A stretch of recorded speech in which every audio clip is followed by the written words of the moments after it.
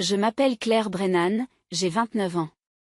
Le 7 février 2026, lors de la réception de mariage de ma sœur Emma, mes parents m'ont présenté à ses nouveaux beaux-parents de la façon suivante. Voici Claire. Emma a l'ambition de la famille. Claire a un badge et une allée d'épicerie. Ils ont ri. Ses beaux-parents ont ri. Ma propre mère a ri. J'ai souri. Comme si j'avais entendu pire. Et c'était le cas. Ce que mes parents ne savaient pas, c'est que la propriété sur laquelle ils se trouvaient, le lieu dont ils avaient passé 6 mois à se vanter auprès de leurs amis du country club, m'appartenait. Ce qu'ils ne savaient vraiment pas, c'est que dans moins de 90 minutes, mon nom serait prononcé par les haut-parleurs, et 200 personnes apprendraient exactement qui était la honte de la famille. Avant que je ne vous raconte comment cela s'est passé, commentez d'où vous regardez. Et si vous avez déjà eu des membres de votre famille qui vous ont regardé de haut tout en vivant de choses qu'ils ne savaient même pas que vous aviez construites, likez et abonnez-vous. Parce que cela n'a pas commencé lors d'un mariage. Cela a commencé il y a des années, dans une famille qui ne savait aimer qu'un seul type de réussite.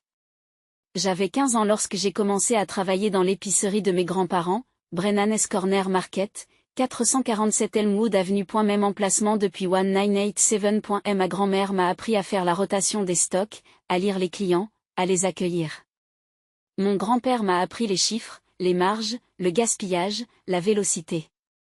J'aimais ce magasin. J'aimais son rythme, la façon dont chaque chose avait sa place. Mes parents le détestaient, pas le magasin lui-même.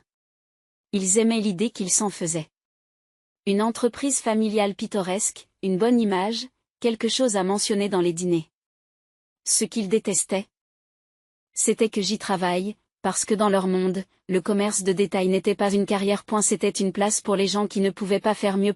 Ma sœur Emma avait 3 ans de moins, et depuis qu'elle savait parler, c'est d'elle qu'ils se vantaient. Emma était inscrite au tableau d'honneur. Emma a été admise à Georgetown. Emma a décroché un stage dans une entreprise du Fortune 500. Emma. J'ai obtenu mon diplôme de fin d'études secondaires en 2014, je suis allée à l'université communautaire parce qu'elle était proche et bon marché, j'ai été transférée dans une école publique. J'ai étudié l'administration des affaires tout en travaillant 30 heures par semaine au magasin. Mes parents n'ont jamais posé de questions sur mes cours. Ils étaient trop occupés à encadrer la lettre d'acceptation d'Emma à Georgetown. Noël 2018. C'est cette année-là que j'ai vraiment compris comment ils me voyaient. La carte de Noël familiale présentait la lettre d'acceptation d'Emma, la photo réelle de l'enveloppe, le sceau de Georgetown visible. J'ai été recadrée sur la photo de famille, disparue, comme si je n'avais jamais été là. Maman a dit que cela équilibrait mieux la composition. Je n'ai pas contesté. Je l'ai juste classée, j'en ai gardé une copie, non pas parce que je voulais me venger, mais parce que je voulais me souvenir. Thanksgiving 2019. Emma est rentrée de sa 2e année. Mes parents ont organisé un dîner. 12 personnes, un traiteur, tout ce qu'il faut. Quelqu'un a demandé ce que je faisais. Avant que je puisse répondre, mon père est intervenu. Claire est toujours à l'épicerie. Nous n'arrêtons pas de lui dire de viser plus haut, mais vous savez ce que c'est. Certains enfants ont besoin de plus de temps pour comprendre les choses. Emma avait l'air mal à l'aise. Pas assez pour dire quoi que ce soit. Juste assez pour fixer son assiette. J'avais 23 ans. Je venais de reprendre le Brennan's Corner Market parce que ma grand-mère était décédée 6 mois plus tôt et que mon grand-père ne pouvait plus le gérer seul. Le magasin avait été évalué à 420 000 $. J'avais rédigé un plan d'affaires sur un ordinateur portable datant de 2012, avec une projection sur 5 ans pour étendre mon activité à 6 magasins. Je l'avais montré à mes parents une fois.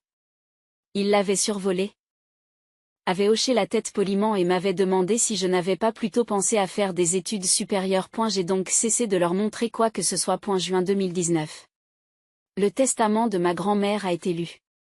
Elle m'a légué le magasin, à moi, la seule petite fille qui y ait travaillé, qui s'y soit intéressée, qui s'y soit présentée. Mes parents étaient choqués, pas tristes que grand-mère soit partie, mais choqués que la propriété vaille vraiment de l'argent. Mon père m'a prise à part après la lecture. Claire Honnet, tu devrais vendre. Utilise l'argent pour l'école, pour une vraie carrière. Ton grand-père veut que tu fasses preuve d'intelligence. Je n'ai pas vendu. J'ai construit. Et je ne leur ai rien dit. Entre 2019 et 2024, j'ai ouvert cet autre magasin. Le magasin numéro 2 en mars 2020, d'une superficie de 1840 mètres carrés, dans le centre commercial North Common. Les magasins 3 et 4 en 2021. Les magasins 5 et 6 en 2022. Les magasins 7 et 8 en 2023 et 2024, chacun sous un nom de LLC différent. Brennan Holdings, Brennan Estable, CM Venture. Ils n'ont jamais fait le rapprochement. Le magasin numéro 5 se trouvait à 3 pâtés de maison de leur maison. Ils passaient devant toutes les semaines. Ils n'ont jamais réalisé que Brennan Estable était à moi. À la fin des études d'Emma, en mai 2022, j'avais 6 magasins et 2,1 millions de dollars de capitaux propres. J'ai porté une robe Target pour la cérémonie, qui a coûté 34 dollars.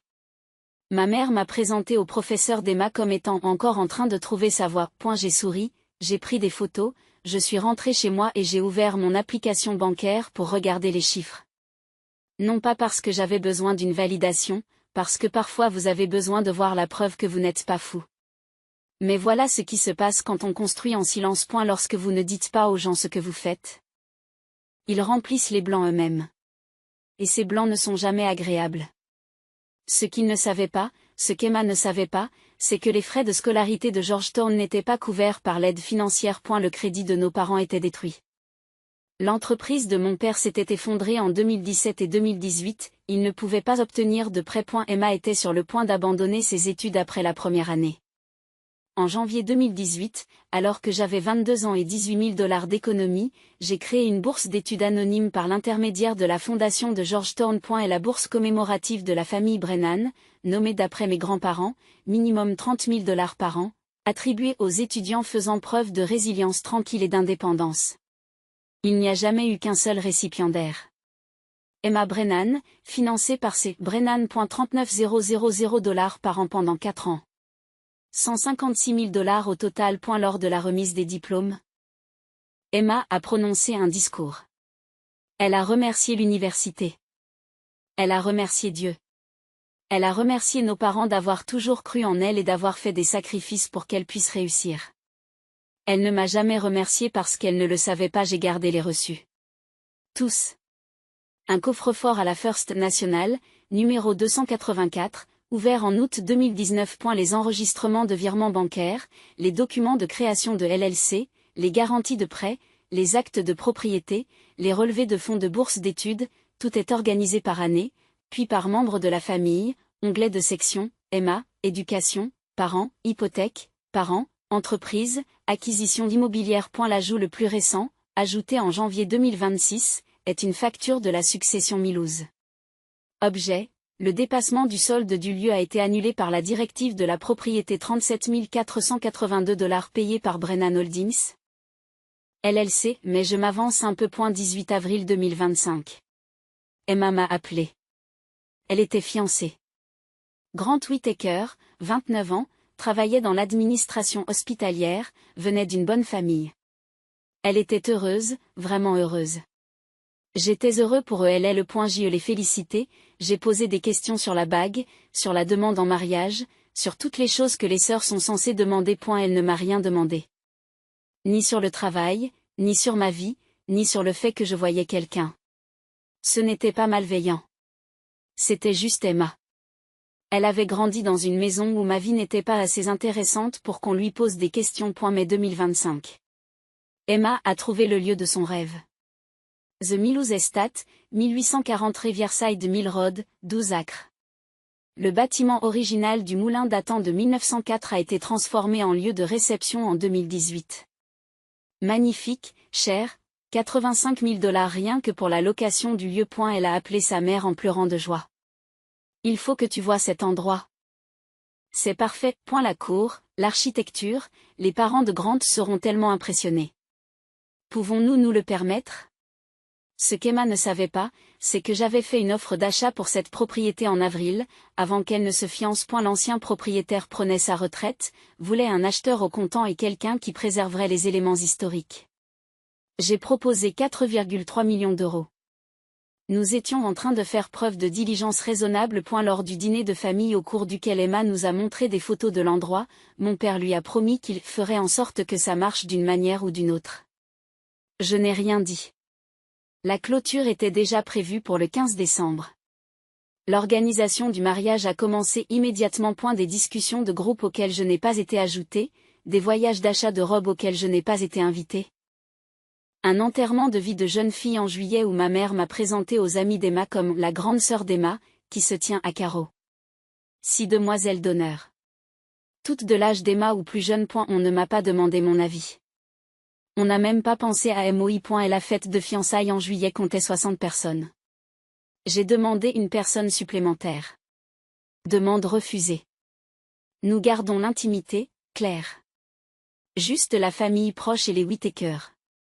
Je n'étais pas de la famille proche. J'étais le problème qu'ils allaient résoudre en me faisant asseoir au fond de la salle en décembre 2025. Les coûts du mariage d'Emma ont commencé à gonfler, fleurs de qualité supérieure, forfait bar amélioré, chaises de location supplémentaires, changement de menu tardif. Ajout. Le lieu de réception l'a appelé à la mi-décembre. Le solde est passé de 85 000 $ à 122 482 $. Emma a paniqué. Les cartes de crédit de nos parents étaient au maximum. Ils n'avaient plus rien. Le 18 décembre, la salle a rappelé. Nous avons reçu un ajustement de la part du propriétaire. Votre nouveau solde est de 85 000 $. Le dépassement a été couvert par courtoisie avant le mariage. Emma a envoyé un SMS au groupe de discussion de la famille. Le lieu de réception nous a fait un énorme cadeau. Ce doit être notre charme, a répondu mon père, ou celui d'Emma. J'ai archivé le fil de discussion. Ce qu'il ne savait pas, c'est que j'avais conclu l'achat de la propriété 3 jours plus tôt. Le 15 décembre, 4,3 millions de $, 1 200 000 d'acompte, 3,1 millions d'hypothèque à 5,2% sur 15 ans. J'avais envoyé un courriel à Owen Hartley, le directeur de la salle que je venais d'engager. Bowen. Mariage Brennan Whittaker. 7 février. Tous les frais supplémentaires par rapport au contrat initial doivent être annulés et facturés à la propriété. N'en informez pas le client. Confirmez la réception. CB. Il a confirmé. Les frais ont disparu. Mes parents pensaient qu'Emma avait réussi à obtenir une réduction grâce à son charme. Le dîner de répétition a eu lieu le 6 février, la veille du mariage. 48 invités dans la salle à manger privée du Milouz. La salle à manger qui m'appartenait désormais. Le plan de table me plaçait à l'extrémité de la table, entre Tyler, le cousin d'Emma âgé de 16 ans, et Jordan, le neveu de Grant âgé de 14 ans. Mes parents étaient assis avec les Whittaker, les grands-parents de Grant et l'officiant. La table d'Emma était celle des mariés. Ma table était celle des enfants. Le menu était de 140 $ par assiette. Ma table a eu le menu des jeunes par défaut. Des bâtonnets de poulet. 40 $ l'assiette. Je n'ai corrigé personne. À un moment donné. Tyler m'a demandé ce que je faisais comme travail. Je lui ai répondu que je travaillais dans une épicerie. Oh, a-t-il dit. Ma mère dit que c'est comme un plan de secours. De l'autre côté de la pièce, ma mère a fait teinter son verre, s'est levée et a porté un toast à la famille dont nous sommes si fiers. Elle regardait Emma. Tout le monde la regardait. Le matin du 7 février, je suis arrivée à la suite nuptiale à 11 h, apportant un cadeau, un mixeur KitchenAid, 380 $. Ma mère l'a vu et a souri. Oh, Claire, tu n'avais pas besoin de dépenser autant. Je sais que ton budget est serré. Je portais une robe marine à mitaine de chez J.Crew, 168 $. Ma mère m'a regardé. Au moins, c'est approprié. Pas trop. Pas accent grave l'œil. Tu sais que les Whittaker sont particuliers. Une des demoiselles d'honneur d'Emma a demandé si j'apportais. Ma mère est intervenue avant que je puisse répondre. Claire se concentre sur sa carrière en ce moment. Elle a ri. Les demoiselles d'honneur ont ri. Emma avait l'air mal à l'aise mais n'a rien dit. J'ai tendu le mixé à Emma. Elle m'a serré dans ses bras. Merci d'être là, a-t-elle chuchoté. Comme si ma présence était une faveur. Comme si j'étais un invité dans ma propre propriété. À 14h30, 30 minutes avant la cérémonie, je me trouvais dans le couloir à l'extérieur de la suite nuptiale. La porte d'une pièce adjacente était entr'ouverte. Mes parents étaient à l'intérieur. J'ai entendu la voix de mon père. Alors quand les Whittaker demandent des nouvelles de Claire, on dit qu'elle est dans la gestion du commerce de détail. Ce n'est pas techniquement un mensonge, dit ma mère. Ou nous disons simplement qu'elle explore les options. Ils comprendront. Mon père a répondu, soyons honnêtes. Elle travaille dans une épicerie. Nous espérons qu'elle trouvera rapidement une solution. C'est une blague. De l'autodérision. Ils apprécieront l'honnêteté. C'est mieux que de prétendre qu'elle est quelque chose qu'elle n'est pas. Je suis restée dans ce couloir pendant 90 secondes. Puis je me suis éloignée, j'ai sorti mon téléphone et j'ai envoyé un texto à Owen Hartley. Toujours prêt pour l'annonce à 19h? Il a répondu immédiatement. Confirmé. Tu es sûr? J'ai répondu. Très sûr. La cérémonie a commencé à 3h. 200 invités. J'étais assise dans la rangée 14, à l'arrière gauche. Derrière des gens que je n'avais jamais rencontrés. La cérémonie était magnifique. Emma portait une robe de $8 400 que mes parents avaient mis sur une carte de crédit qu'ils ne pouvaient pas rembourser. Grant portait un costume sur mesure. Lorsqu'ils ont prononcé leurs vœux, Emma a remercié mes parents d'avoir toujours cru en moi, d'avoir fait tant de sacrifices pour me donner toutes les chances. Pas une seule fois elle ne m'a regardé. Le quatuor à cordes a joué. Il a coûté $3200, une partie du dépassement que j'avais pris en charge. Le chemin d'aller personnalisé avec monogramme, $890. C'est aussi le mien. Le bouquet de roses de jardin et de pivoine d'Emma, $1150. Le mien. Elle ne savait rien de tout cela. Quand je me suis levée aussi, je n'ai rien senti. L'heure du cocktail était de 4h à 5h30, sur la terrasse extérieure.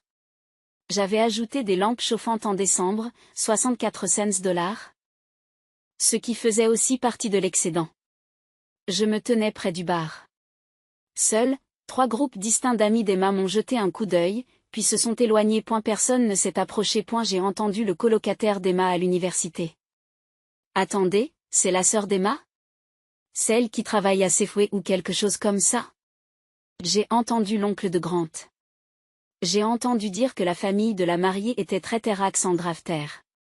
La sœur traque les étagères, je crois. Le barman m'a demandé ce que je voulais. Eau gazeuse, citron vert. C'est un grand jour, hein? Vous êtes de la famille, la sœur de la mariée. Oh, waouh! Elle doit être si fière, quelque chose comme ça. À 5h15, ma mère est passée avec Madame Whittaker et m'a vue seule. Pendant une seconde, j'ai cru qu'elle allait venir. Elle ne l'a pas fait. Elle a plutôt dirigé Madame Whittaker vers le photomaton. 5h30. Les invités sont entrés dans la salle de réception. J'ai trouvé ma place. Table 18. Coin arrière droit, à 8 pieds de la porte de service de la cuisine. Tyler était déjà là. Hey, Claire. On est encore à la table des enfants. Il rit. Jordan m'a demandé ce que je faisais. J'ai dit, l'épicerie. Il a dit, cool, et est retourné à son téléphone. Et la table 1 était la table d'honneur. Emma, Grant, le cortège de la mariée. La table 2, c'était mes parents, les Whittaker, les grands-parents. Les tables 3 à 8 représentaient les amis proches d'Emma et de Grant. Les tables 9 à 17 représentaient la famille élargie et les associés. Et la table 18 était réservée à des personnes diverses. Les marques places ont été calligraphiées par la société Ink and Paper. $840 pour 200 cartes. Sur le mien, on pouvait lire Claire Brennan en écriture simple. Sur celui d'Emma, on pouvait lire Madame Emma Whittaker en feuille d'or ornée. Le premier plat a été servi à 6h. Salade de roquette, $22 par assiette. Ma table était silencieuse, mais la conversation a dérivé de la table 2, à 40 pieds de distance, mais la voix est portée. Thomas Whittaker, le père de Grant, promoteur immobilier, a demandé à mon père, alors, Richard, que fait votre autre fille? Mon père. Claire, eh bien, elle travaille dans le commerce de détail. Dans l'épicerie, en fait. Rire nerveux. Ma mère. On n'arrête pas de lui dire qu'elle pourrait en faire plus, mais vous savez comment sont les enfants. Elle est très indépendante. Thomas. L'épicerie? Comme la gestion? Mon père. Plutôt le travail au sol, le stockage, la caisse, ce genre de choses. Hélène Whittaker. La mère de Grant. Oh, eh bien. Un travail honnête est un travail honnête. Poli. Mais manifestement déçu. J'ai coupé ma salade en petits morceaux. J'ai mâché lentement. De l'autre côté de la pièce, mon père riait de quelque chose. Probablement de moi. 6h15. Mes parents se sont approchés de la table 18 avec les Whittaker. Ils ont d'abord présenté les cousins au hasard. Puis ils en vinrent à moi. Mon père. Et voici Claire, notre autre fille. Pause. Voici l'embarras de la famille. Il a ri. Ma mère s'est jointe à lui. Elle travaille dans une épicerie. Il a souri comme si c'était charmant. Mon père répète qu'on espère toujours qu'elle prendra la vie au sérieux un jour. Les Whittaker ont ri, d'un rire poli et gêné. Emma était à proximité, elle a entendu, a eu l'air mortifié mais n'a rien dit. Grant lui a serré la main. J'ai souri.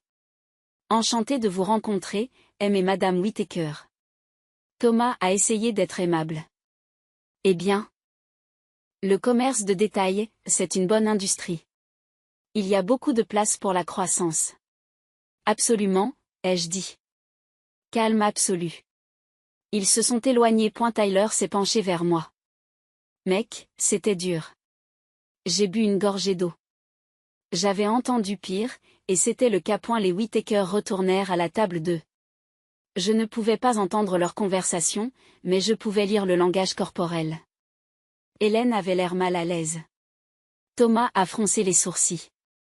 Ils ont échangé des regards. Et la grand-mère de Grant, Dorothy Whittaker, 82 ans, directrice d'école primaire à la retraite, malentendante, à la voix très forte, a déclaré « Viennent-ils de traiter leur propre fille d'embarrassante ?»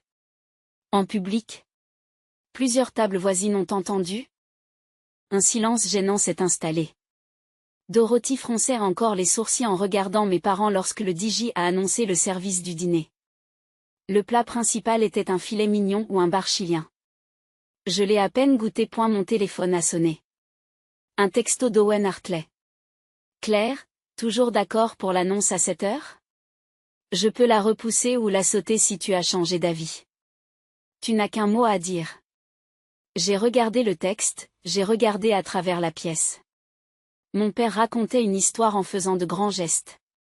Ma mère riait. Emma coupait son steak. Les Whittaker étaient polis, engagés. J'ai répondu, oui, c'est exactement comme prévu. Owen. Compris. Je prendrai le micro après le toast du témoin. Tu es sûr d'être prêt? J'ai répondu, je suis prêt depuis 7 ans. J'ai appuyé sur envoyer à 6h49. 11 minutes avant l'annonce. Mes mains étaient stables. 7h. Le témoin a terminé son toast. Applaudissements. Le DJ s'apprête à lancer la première danse. Owen Hartley s'est avancé et a fait un geste vers le DJ. Le DJ lui tend le micro. Owen a 41 ans, costume anthracite, badge de la salle, professionnel, calme, autoritaire. Bonsoir à tous. Je suis Owen Hartley, directeur du Milouz Estate. Je m'excuse pour cette brève interruption, mais j'ai une annonce spéciale que le propriétaire m'a demandé de partager. La salle s'est calmée. Les invités sont curieux. Emma avait l'air confuse. Mes parents semblaient légèrement intéressés. Ils pensaient probablement qu'il s'agissait d'une promotion du site. Owen a souri. Professionnel. Bienveillant. Pour ceux qui ne le savent pas, le Milouz Estate se trouve sur un campus à usage mixte de 12 acres qui comprend cette salle d'événements. Le marché de détail que vous avez peut-être traversé est des lofts résidentiels. La propriété a été récemment acquise par de nouveaux propriétaires en décembre de l'année dernière. Hochement de tête, on ne sait toujours pas pourquoi cela a de l'importance. Owen poursuit, le nouveau propriétaire a un lien personnel avec la célébration de ce soir et m'a demandé de partager un cadeau avec les mariés. Le visage d'Emma, confus, Grant, tout aussi perdu. Mes parents, toujours souriants, n'y prêtaient pas attention. Puis Owen a prononcé les mots qui ont tout changé. J'ai le privilège d'annoncer que la principale propriétaire de cette propriété, du lieu, de la place du marché, de tout le campus. Et Claire Brennan. Pause. 2 temps de silence. La sœur de la mariée. La salle s'est figée. 200 personnes. Aucun mouvement. Aucun son. Le verre de vin de mon père s'est arrêté en plein vol. La bouche de ma mère s'est ouverte. Les sourcils de Thomas Whittaker se sont levés. Hélène Whittaker a regardé Emma, puis moi. Emma s'est retournée sur son siège. Elle m'a regardé fixement. Le visage blanc. Je me suis assise à la table 18, je ne me suis pas levée, je n'ai pas fait de signe, j'ai simplement croisé le regard d'Emma, calme. Le silence s'est étiré. 17 secondes. J'ai compté. Deuxièmement, le verre de papa s'est figé. Deuxième 4, la bouche de maman s'ouvre. Seconde 7, les sourcils de Thomas se sont levés. 11 secondes, Emma s'est retournée. 17e seconde, la fourchette de quelqu'un frappe une assiette, puis des chuchotements, une onde dans la pièce. Owen n'a pas fini. Au nom de la propriété. Je suis ravie d'offrir le cadeau suivant à Emma et Grant. Les allaitements commencent. Tout d'abord, le solde de 37 482 $ a été entièrement annulé. Emma porte la main à sa bouche. Grant avait l'air abasourdi. Mes parents avaient l'air d'avoir été giflés. Owen, deuxièmement, vous avez été surclassé dans la suite week-end du propriétaire pour votre nuit de noces, ce qui représente un surclassement de 1200 $, complémentaire, murmurent d'autres personnes. Et troisièmement, Claire a organisé un futur forfait anniversaire, un événement complémentaire dans ce lieu pour votre premier anniversaire, y compris un dîner pour 20 invités en célébration de votre mariage. Owen sourit. Félicitations à l'heureux couple et merci à Claire pour son extraordinaire générosité. Il fait un geste en direction de la table 18. Toutes les têtes se sont tournées. Je ne me suis toujours pas levée. J'ai hoché la tête une fois. Owen a posé le micro. Et la salle est restée silencieuse pendant un moment. Puis quelqu'un a commencé à applaudir. Nathalie Brox, l'organisatrice du mariage, qui se tenait près de la cabine du DJ. Applaudissements lents.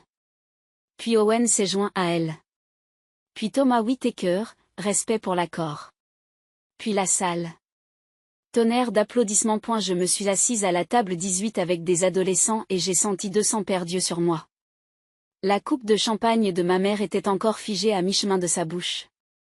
Le visage d'Emma était devenu blanc et mon père me regardait comme s'il ne m'avait jamais vu auparavant. Ce n'était pas le cas. Les applaudissements s'estompèrent. 7-10. Thomas Whittaker se leva, se dirigea vers la table 18 et tendit la main. Claire. Thomas Whittaker. Je dois dire que c'est une sacrée acquisition. La propriété de Milouz était cotée à 4,8 millions au printemps dernier. Vous l'avez eu pourquoi 4,3. Je lui ai serré la main. 4,3 a été conclu le 15 décembre. Thomas rit, étonné. J'ai essayé d'enchérir sur cette propriété en 2024. Je n'ai pas réussi à faire fonctionner les chiffres. Quel âge avez-vous 29 ans. C'est incroyable. Vous êtes plus jeune que mon fils et vous venez de conclure une affaire que je n'ai pas pu toucher. Que possédez-vous d'autre 8 épiceries, des commerces à usage mixte, pour une valeur totale d'environ 6,3 millions d'euros. Sa mâchoire s'est décrochée. Il s'est tourné vers mon père. Puis vers moi. Votre famille est au courant? Ils le savent maintenant. Thomas est retourné à sa table. Je l'ai entendu dire à Hélène, cette fille est plus vive que la moitié de mon équipe d'acquisition. Hélène a regardé ma mère. Ma mère n'a rien dit. Nathalie Brox s'est approchée de la table 2. Sourire professionnel. Je voulais juste vous dire que ce fut un plaisir de travailler avec votre fille sur ce mariage. Ma mère est confuse. Oh, merci. Emma a été merveilleuse. Nathalie. Je voulais dire Claire. Silence. J'ai coordonné les préparatifs avec Claire depuis le mois de mai, quand Emma a réservé le lieu pour la première fois. Claire a été incroyablement active, approuvant le choix des fournisseurs, gérant les dépassements de budget, s'assurant que tout était parfait. J'ai travaillé avec beaucoup de propriétaires de lieux, mais le souci du détail de Claire est extraordinaire. Mon père, vous travaillez avec Claire depuis le mois de mai? Nathalie, bien sûr. C'est la propriétaire. Toutes les décisions importantes sont passées par elle. Ma mère, à peine audible. Nous ne savions pas. Nathalie s'est arrêtée, a réalisé. Oh, eh bien, elle est remarquable. Vous devriez être très fière. Elle s'est éloignée. Les mains de ma mère tremblaient. Elle a posé sa coupe de champagne. Elle a basculé et s'est répandue sur la nappe blanche. Personne n'a bougé pour la nettoyer. 7/22. Bridget, la colocataire d'Emma, s'est approchée d'Emma à la table 1. Je viens de me rappeler. Cette bourse que tu as obtenue en première année? La bourse commémorative de la famille Brennan? Emma. Emma, oui. Bridget. N'est-il pas dit qu'elle a été financée par un donateur anonyme de ta famille? Le visage d'Emma. Lente prise de conscience. Bridget sort son téléphone. Elle a cherché sur Google. Tu as reçu 39 000 par an pendant 4 ans. Ça fait 156 000. Emma. Tu crois? Elle a trouvé la page de la bourse Georgetown, lue à haute voix. Créée en 2018 par un membre anonyme de la famille Brennan en mémoire de Margaret et Joseph Brennan, décernée chaque année à des étudiants faisant preuve d'une résilience et d'une indépendance tranquille. Margaret et Joseph, ce sont tes grands-parents, n'est-ce pas? Emma ne pouvait pas parler. Elle s'est levée et s'est dirigée vers la salle de bain. Bridget l'a suivie. Grant est resté à la table et m'a regardé de l'autre côté de la pièce. Son expression n'était pas de la colère, mais de l'admiration. 7/30. Ma cousine Brooke, nièce de mon père, assise à la table 11, âgée de 34 ans, juriste, s'est approchée de la table de mes parents. Tante Diane, oncle Richard, je dois vous demander. Ce refinancement que vous avez fait en 2021, alors que vous étiez sur le point de perdre la maison, comment avez-vous réussi à le faire? Votre crédit était au plus bas. Mon père, sur la défensive. On s'est arrangé, on a trouvé un co-signataire. Brooke. Qui? Parce que je me souviens. Grand-mère ne pouvait pas l'aider. Elle venait d'entrer dans une résidence assistée. Oncle Paul était à l'étranger. Qui a co-signé une hypothèque de 280 000 $ pour toi? Ma mère, silencieuse. Un associé. Brooke. Quel associé? Richard, tu travaillais en indépendant à l'époque. Mon père, pas de réponse. Brooke a sorti son téléphone. Dossier public. Votre maison, 1447 Maple Grove Drive, refinancement janvier 2021, co-signataire. Elle a fait une pause, a regardé l'écran. Brennan Holdings, LLC. Elle m'a regardé de l'autre côté de la pièce, puis elle a regardé mon père. Claire avait 24 ans et elle a sauvé votre maison. Mon père s'est levé, s'est dirigé vers le bar, n'a rien commandé, est resté là. 7/38. Joël, l'associé de mon père, assis à la table 9, s'approche de ma mère. Diane, je dois juste dire que Claire est extraordinaire. Je n'avais aucune idée qu'elle serait là ce soir. Ma mère est confuse. Vous connaissez Claire? Joël, tu la connais? C'est grâce à elle que Richard et moi avons encore une entreprise. Lorsque la banque nous a refusé ce prêt d'expansion en 2023, 95 000 €, Claire s'est portée garante. Sans elle, nous aurions fait faillite. Ma mère. Claire. C'est elle qui s'est portée garante? Joël. Richard ne vous l'a pas dit. Nous la rencontrons tous les trimestres. Elle détient un privilège sur nos créances comme garantie. Une femme intelligente. Dure négociatrice. Mais juste. Joël s'éloigne. Ma mère est restée assise, immobile. Ses mains étaient posées sur ses genoux. Elle pleurait maintenant, pas fort, juste des larmes qui coulaient sur son visage et ruinaient son maquillage. 7/45. Mes parents sont toujours à la table 2. Ils n'ont pas bougé depuis 10 minutes, les invités passent, certains me félicitant à l'autre bout de la pièce, d'autres évitant ostensiblement le contact visuel avec Richard et Diane. Thomas Whittaker se penche vers mon père. Richard. Votre fille vient de faire preuve de plus de sens des affaires en une seule transaction immobilière que la plupart des gens n'en font preuve au cours d'une vie, vous devez être incroyablement fier. Mon père n'a pas pu répondre. Hélène Whittaker à ma mère. Vous avez élevé une jeune femme très impressionnante, a murmuré ma mère. Nous ne l'avons pas élevée. Elle s'est élevée elle-même. Et ensuite, elle nous a élevés. Mort sociale, visible. D'autres invités chuchotent, pointent du doigt. Attendez, ils l'ont traitée de honteuse? Vous avez entendu ce qu'elle possède vraiment? Ils n'en avaient aucune idée. 7h50, le DJ annonce la première danse.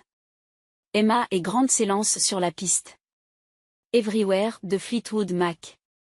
Emma pleurait. Pas des larmes de joie. Des larmes de chagrin. 8:05. La première danse est terminée. Emma s'est dirigée directement vers la table 18. J'étais encore assis. Elle s'est arrêtée à 1 mètre de moi, la voix tremblante. Claire? Il faut que je te parle. S'il te plaît. Maintenant? Oui. S'il te plaît. Je ne savais pas. Je jure devant Dieu que je ne savais pas. Grant est apparu derrière elle et m'a fait un signe de tête. Pouvons-nous aller dans un endroit privé, s'il vous plaît? Je les ai regardés, puis mes parents à l'autre bout de la pièce, toujours figés, puis Emma. Suite nuptiale, 5 minutes. Je me suis levée de la table 18 à 8h07. C'est la première fois que je bouge depuis l'annonce. Tyler a chuchoté, tu es comme un super-héros. Je n'ai pas répondu. 8:12. Owen nous a escortés jusqu'à la suite nuptiale, au 2e étage, privé. 6 personnes. Moi, Emma, Grant, mes parents, Owen. Owen à la porte. Je serai dehors, frappez quand vous serez prêt à redescendre. La porte s'est refermée. Silence. Emma fait les 100 pas. Grant près d'elle, les parents assis sur le canapé, silencieux. Moi debout près de la fenêtre, les bras croisés. Et la suite nuptiale mesurait 1,5 mètres carrés. Un canapé vintage? Un meuble lavabo, un miroir en pied. Et la fenêtre donnait sur l'étang du moulin, l'étang que j'avais dépensé $68 000 pour restaurer en janvier. Emma prit la parole en premier. Pourquoi ne m'as-tu rien dit? Avant que je puisse répondre, mon père s'est levé. Reprenons notre souffle. Claire, ma chérie, je crois qu'il y a un malentendu. Nous n'avons jamais voulu arrêter, ai-je dit. Nous sommes fiers de toi. Nous avons toujours été fiers. Arrête de mentir. Silence. Tu m'as traité de honteuse de la famille il y a 2 heures devant 200 personnes. Tu m'as traité de pire en privé pendant 7 ans. Ne réécris pas l'histoire maintenant. Mon père. C'était une blague. Nous voulions faire de l'autodérision. En m'humiliant? Il n'avait pas de réponse. Ma mère a commencé à parler. J'ai levé la main. Non. Tu n'as pas encore le droit de parler. J'ai fouillé dans ma pochette et j'en ai sorti 3 papiers pliés. Je les avais imprimés le 6 février. Je les avais gardés toute la journée. Je ne m'attendais pas à les utiliser, mais j'étais préparée. Je les ai apportés au cas où j'aurais besoin d'une preuve. Je ne pensais pas avoir à les utiliser, mais nous y voilà. Je les ai dépliés et posés sur le meuble. Document 1, relevé bancaire de Brennan Holdings, LLC. Ligne surlignée, virement à la fondation de l'Université de Georgetown, $39 000. Mémo, bourse Brennan, printemps 2022. Document 2, accord de refinancement hypothécaire, janvier 2021, ligne de cosignataire, Claire Monsieur Brennan, garante. Document 3, courriel de mon père à moi, avril 2023, sujet, urgence, besoin de ton aide. Body, Claire la banque nous a refusé, Joël et moi allons tout perdre. Peux-tu co-signer? Je sais que je ne l'ai pas fait. Je sais que les choses ont été difficiles, mais s'il te plaît, je t'en supplie. Papa. Emma a pris la déclaration de Georgetown. Elle l'a lue et m'a regardé. Tu as payé pour mon université? Oui. Les 4 années? Oui. Emma a laissé tomber le papier. Ses mains tremblent. Vous aviez 22 ans. Comment as-tu pu, elle n'a pas pu terminer. Elle s'assit sur le sol. Pas sur le canapé. Le sol. La robe de mariée, s'accumulant autour d'elle. Tout ce que j'ai, c'est toi qui l'as payé. Pas tout, ai-je dit à voix basse. Mon diplôme, ce mariage, le lieu, là, oh mon Dieu, la bourse. Je pensais l'avoir mérité. Tu l'as mérité. Les critères de la bourse étaient réels. Tu les as remplis. Je l'ai juste financé. Emma pleure. Pourquoi tu ne me l'as pas dit?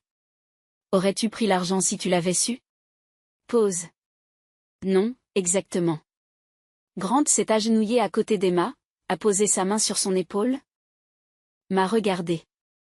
Merci. Est la première personne à le dire à haute voix.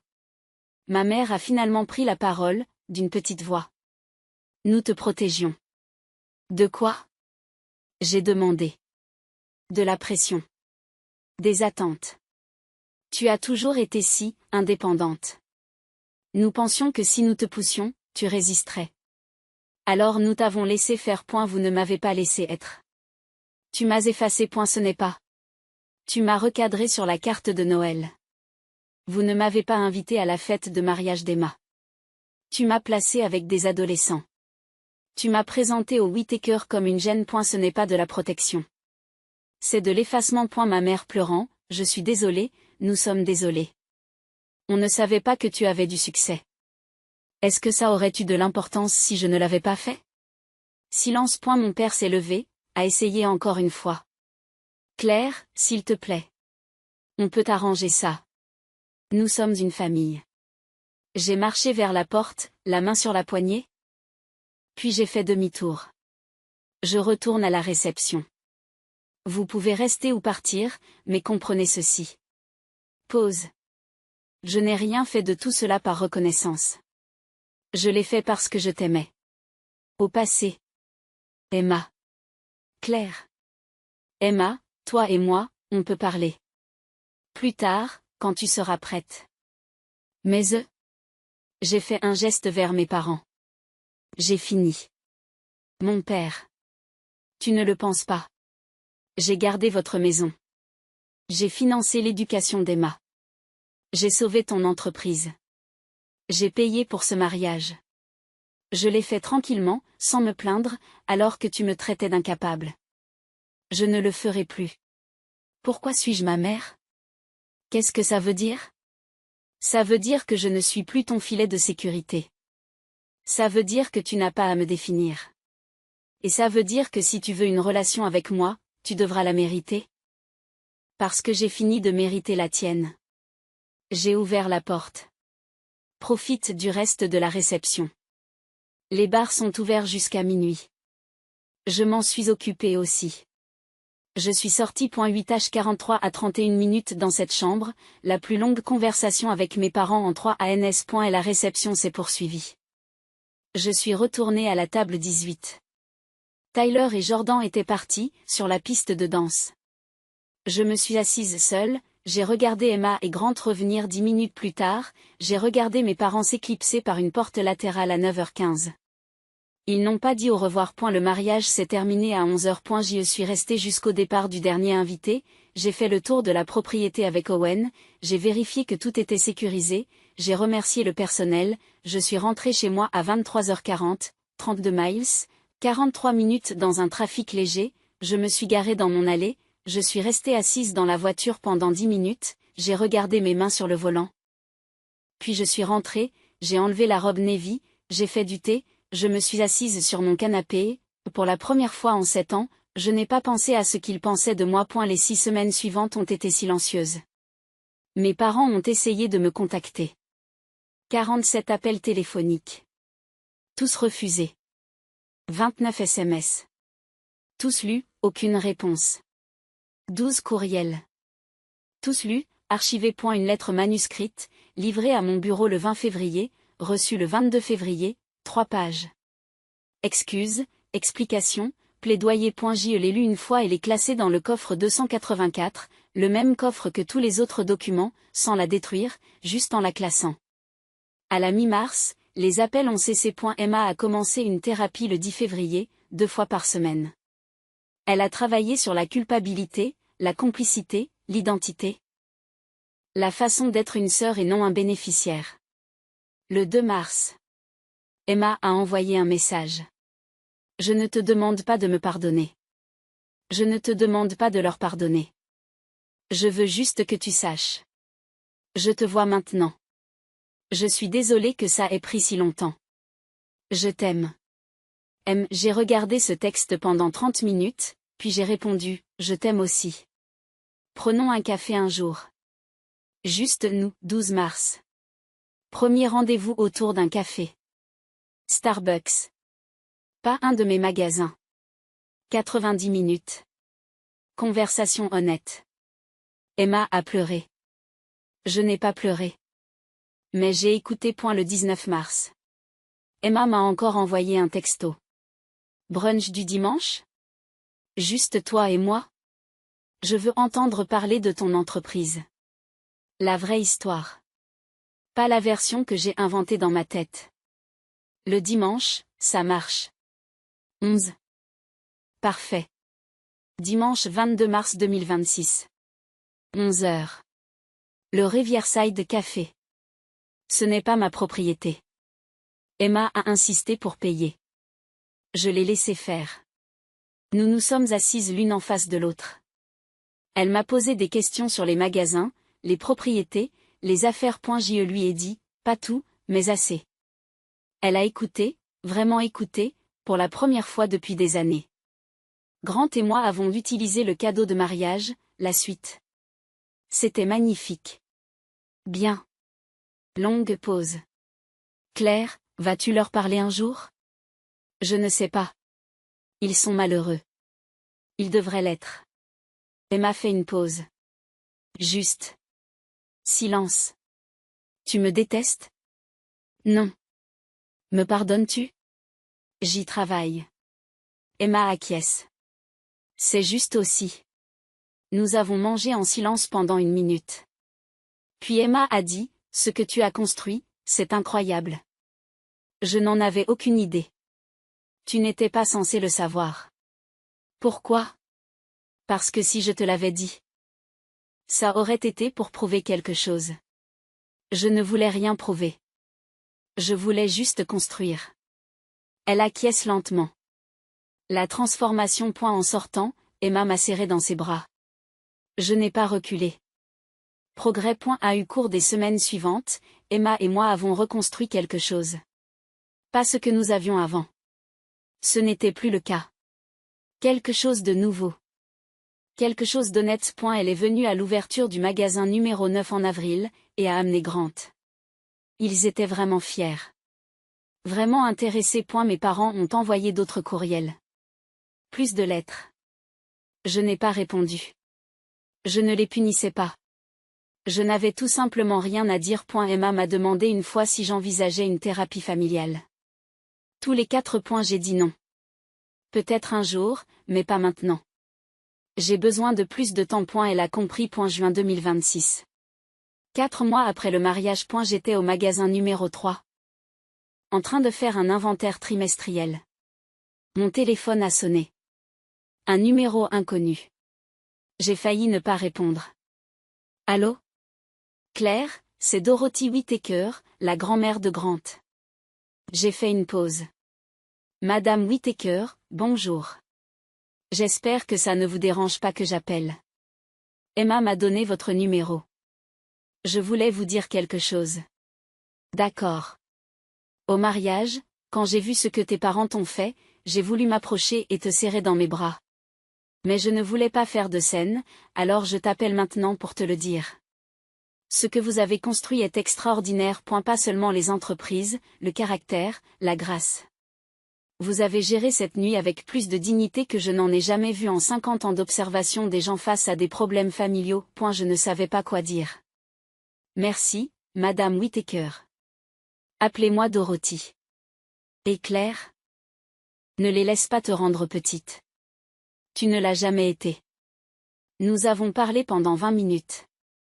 Elle m'a parlé de sa carrière d'enseignante dans les années 70, du fait d'avoir été sous-estimée et d'avoir prouvé aux gens qu'ils avaient tort. Lorsque nous avons raccroché, Je souriais. Je n'ai pas pardonné à mes parents. Pas ce jour-là.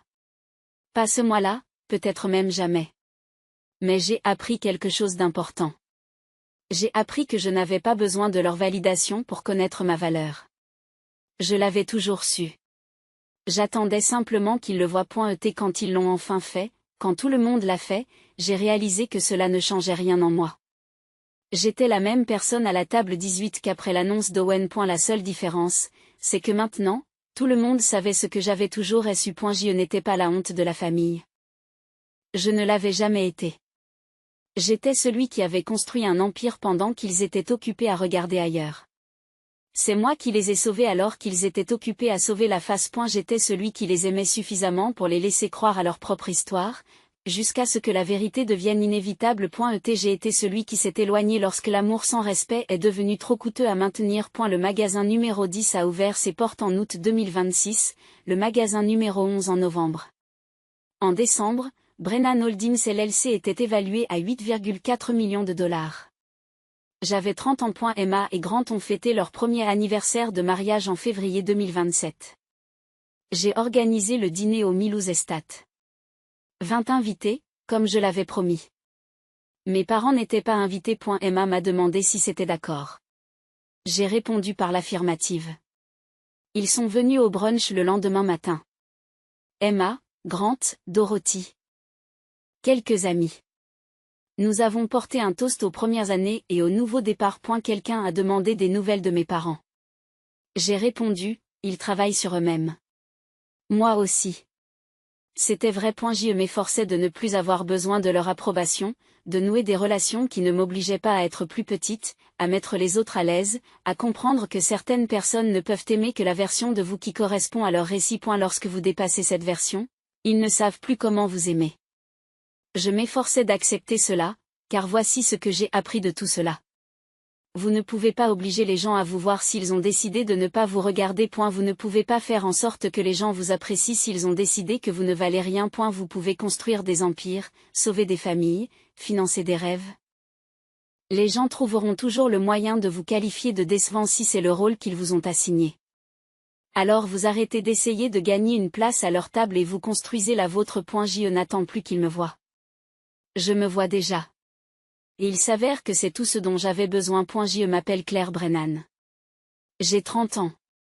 Je suis propriétaire de 11 épiceries, d'un espace événementiel de 12 acres et d'un portefeuille de propriétés commerciales d'une valeur de 8,4 millions de dollars. J'ai construit tout cela en silence, avec des reçus, alors que ma famille m'appelait celle qui n'arrivait jamais à rien. Je recommencerai exactement de la même manière. Oh shit! I'm smoking a little one. I love having a chode in my mouth.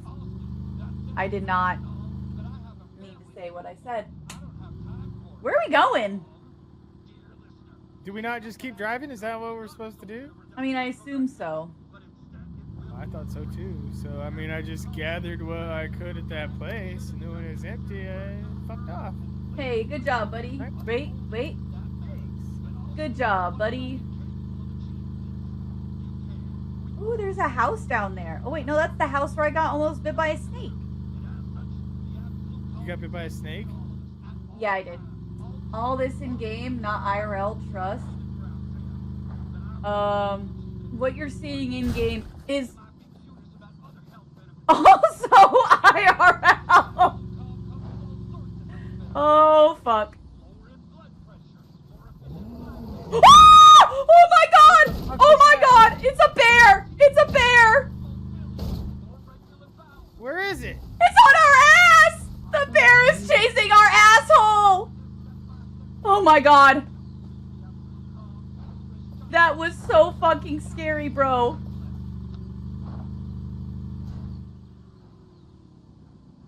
We got nothing left. Oh my god.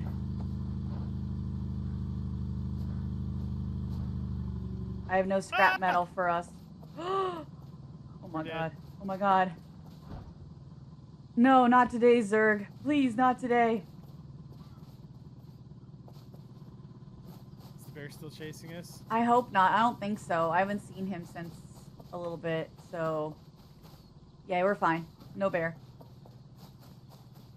However, where can I find some You don't scrap shit in the metal? woods, do they? I mean, I assume they shit in the wood. Oh, that's you. I gotta find scrap metal, bruv. Yeah, you do. His job is to drive. That's only his job, and he can't even do that. I would love to see you perform this task. Hi, Real Meow. How are you? Hi, Classy Creeper. Oh boy, I can't wait for us to go over this monstrosity. This is gonna go great. You're doing good? That's good. I'm just playing this silly game with my mans today just for some random dumb bullshit. Uh-oh, I've lost him, chat. I'm the random dumb bullshit. Uh-oh. I'm a lost toy. I'm a lost toy. Where is he? Oh, fuck. Oh, fuck. Literally the unsafe bridge in every children's TV show. Yeah, I know. Oh, he drove the RV off a cliff somewhere. I know he was stuck on a tree. What tree? I don't know.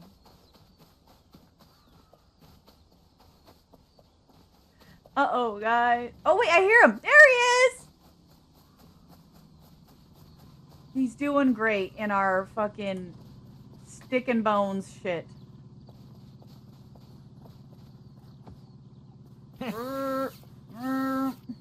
What the fuck? Go repair the tires, bro. There's no repairing. We need scrap.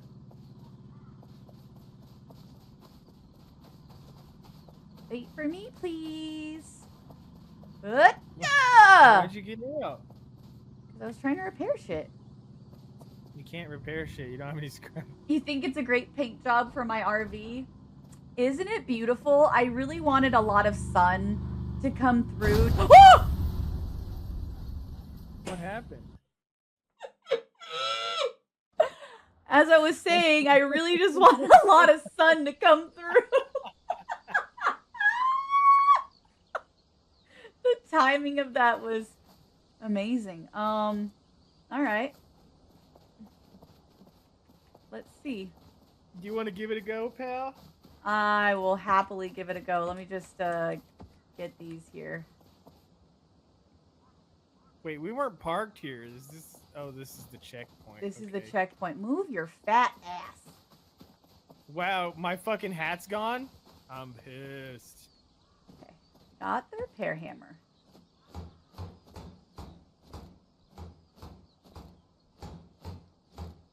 I think you got a new sunroof. I definitely did. Wow, you just beat the fuck out of me. All right. I'm out of scrap metal again. Okay. Oh, I can use the shitter? Oh, fuck yeah. Oh, I lost my sunglasses. Sag. Okay, now I'm stuck. There we go. By the way, ads are in 1 minute and 25 seconds. Let's see if we can find some more scrap metal. There's nothing here.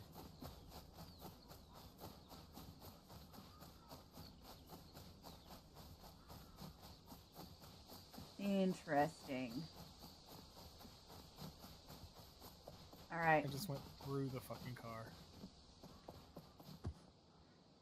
get in. I fucking can't. Head the stairs. All right, toggle engine. Wah. Here we go. Hey, I'm a master. I can't wait till you smash into something. This way? It's gonna be soon. It's gonna be soon. You're gonna be soon if you're not fucking careful, biatch. Hey, why didn't you use the fucking bear spray when we got the bear, you dickhead? Because I didn't know we had bear spray. Yeah, I put it in the cabinet. You haven't been putting anything in the cabinet. I didn't know we Wait, could that's do a that. fucking bear! Use Our the bear spray's spray. not here. It's not here. Uh-oh. He's gonna beat the shit out of us. Hold on. Oh my goodness, he's still here! He's still here! He's coming! Nope. Oh We're god. dead. Oh We're god. dead. We're dead. Oh We're god. dead. We're dead. We're dead. You're just letting him. Dude, I'm doing whatever I fucking can. You can't. You can't even drive us away from a bear. After all that shit you talked. Oh my god, he's on my ass. What? Oh, Alright, he stopped. you were Nope, screaming, he's why is coming, there... He's coming. You were screaming, why is there bear spray? Oh, that's right, I did scream that, didn't I?